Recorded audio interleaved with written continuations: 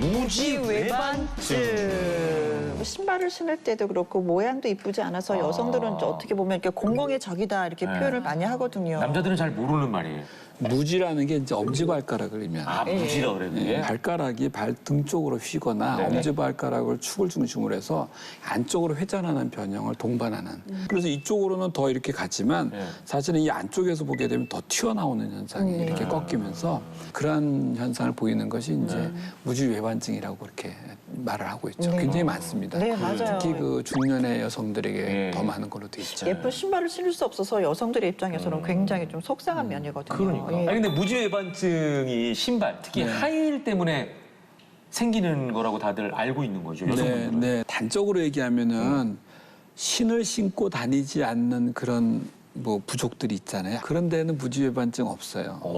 그런 걸 보면은 현대인에게 오는 병이라고 우리가 생각하면 되는데 후천적인. 선천적 요인으로는 발이 뭐 평평하게 넓은 발, 네. 과도하게 유연한 발이 있어요. 주변에 있는 이제 인대나 이런 것들이 탄력이 좀 떨어져서 그런 것들이 선천적인 요인이라고 할 수가 있고 네. 후천적 요인으로는 하이힐을 신는다든지 뭐 그런 것들이 이제 얘기할 수가 있죠. 네. 유전적 요인도 있어요. 목의 유전의 확률이 높고요. 류마티스 관절염 같은 걸 앓으면은 그게 또 주변에 있는 인대가 좀 탄력이 떨어지거든요. 네. 그러면 또 이게 또 부수적으로 올 수도 있고. 그렇다면 발가락이 휘게 되면은 몸에도 뭐 다른 이상이 생기나요? 제일 중요한 게 통증이 있어요. 여기가 이렇게 여기 튀어나오면서 얼마나 아플까요? 이게 신에 이제 마찰이 되니까 이 통증을 호소해서 오는 경우가 제일 많고요. 심한 경우에는 이 두 번째 발가락이 엄지발가락에 겹쳐지면서 이렇게. 근데 이게 눌린 부위에서 피부에 궤양이 생기기도 하고 그렇게 또 되고 수술을 하셔야 이제 되는 상황이네요. 네, 그렇죠. 근데 이제 무조건 모양새 때문에 수술하는 것은 아니고요. 통증이 심한 경우에 이제 수술을 먼저 고려할 수가 있는 건데 인대를 교정해서 하는 방법도 있고 뼈를 잘라내가지고 각도를 교정하는 방법도 있고. 근데 정말 여자들에게는 하이힐을 어쩔 수 없이 신어야 하는 일이 있거든요. 그렇잖아요.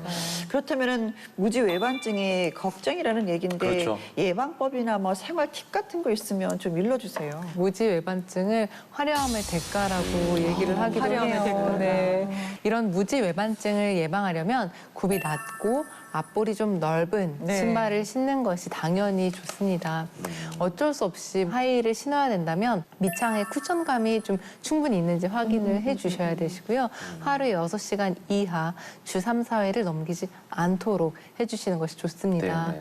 가급적이면 2.5에서 3cm 정도의 높이의 넓은 굽으로 된 신발, 앞부분과 엄지발가락 사이가 1에서 1.5cm 정도, 뒤꿈치와 신발 뒷부분이 1cm 정도 남는 것이 가장 좋다고 합니다. 딱 맞는 것보다는 조금 넉넉한 신발을 네네. 신어라 그 얘기신 거죠? 네. 예.